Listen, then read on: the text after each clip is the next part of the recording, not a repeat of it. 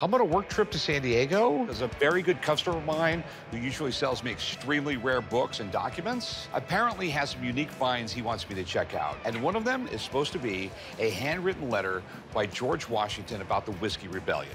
I cannot lie. I love anything about the OG GW. Wow. Adam. Hey, Rick, how's it going? Pretty good. I love the vault door. I mean, did they keep the Holy Grail in here at one time? It's actually in 9020, but I lost the key to that box. Speaking of Holy Grails, I brought you 3 Holy Grails, 3 real treasures. The first one is a painting from a medieval Book of Hours from about 1430.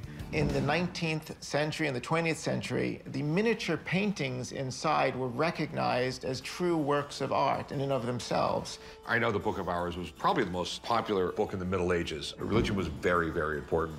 And it was also a status symbol just having a book because they were literally done by hand. And they were so prized and revered, they were even given as dowry gifts. It's so rare to see illuminations like this. This one is really well executed. So the big question, how much you want for it? I was going to ask $12,000. Well, maybe there's a package deal to be done.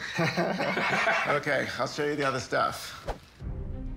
So this is the Book of Games by Edmund Hoyle. It's printed in Philadelphia in 1796. And that makes it the first book on card games printed in America. Here we have whist, quadrille, piquet, backgammon, chess, billiards, and tennis. So 4/7 of it, I know. Well, I'm not going to lower the price on you just because you don't know what piquet or quadrille is. I can tell you that. Okay. Just like the leave, $12,000. I'm assuming you're leaving the best for last. I am. So this is a very important letter signed on September 15th, 1792, in George Washington's hand, having to do with the Whiskey Rebellion. Oh, okay.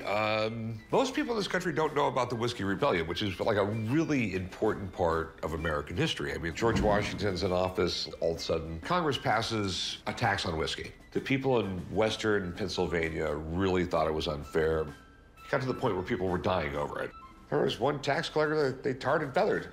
And George Washington ended up massing 12,000 troops. They saw the show of force, and he was able to suppress the uprising just because of that show of force. And this proclamation to enforce these taxes, he had to get it to Jefferson as quick as possible as Secretary of State to sign it. So has this been repaired? No, this has not been repaired. I mean, it would have been originally folded and then, flattened out. It is in rough shape. Here's the big thing. How much? $45,000. Okay, I do love it. There's a lot of cool stuff going on here. The condition really scares me, though. The reason I chose today to come down here is because I knew Stuart Les was going to be down. You've met him before, right? Yeah, I have. This is what he does. Sure. So let me go give him a call and get him down here, and we'll go from there. Okay, you got it. All right, right back. I'm hoping that the expert goes bonkers over this unusual letter in Washington's hand. I mean, with the prices of things on the market and at auction today, maybe he's going to say more than $45,000. Neat item. And so who's William Gray? So William Gray was actually George Washington's weaver. He obviously entrusted him with, some important duties, so he was writing a proclamation for the Whiskey Rebellion in hand, and he needed Jefferson's signature, and he told Mr. Gray with some urgency, get this to Jefferson to sign. Okay. I did bring along an example of a George Washington letter, so I can compare the handwriting on this to the handwriting on this item. George Washington had the greatest handwriting of any president, so if we look at it, it's definitely in Washington's handwriting. One issue with this, Rick, is obviously you can see that the G and W have eroded on here with water staining and age. The signature's not that strong on the letter. The other unusual thing is the size of the paper. Usually he used paper that was much larger, so I don't know if he just was looking for a scrap of paper or if this was cut down from something larger. So that's George Washington's signature, Yep. Correct? In his handwriting, and in not too good a condition. Correct.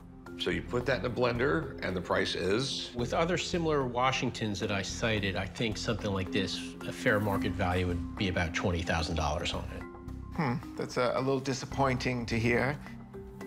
Well, thanks, Stuart. You're the best. Nice seeing you again. Oh, great seeing Good you. luck with it, Rick. It's a great piece of American history. All right, I'll talk to you soon. All right, thanks, Rick. Okay. All right. Down to the numbers. Down to the numbers. The Washington letter, it's pretty amazing. It's really cool.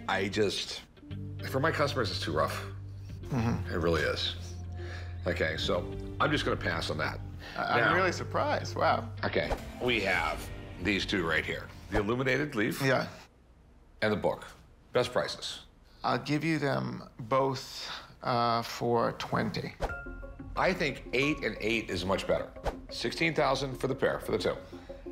What about 19?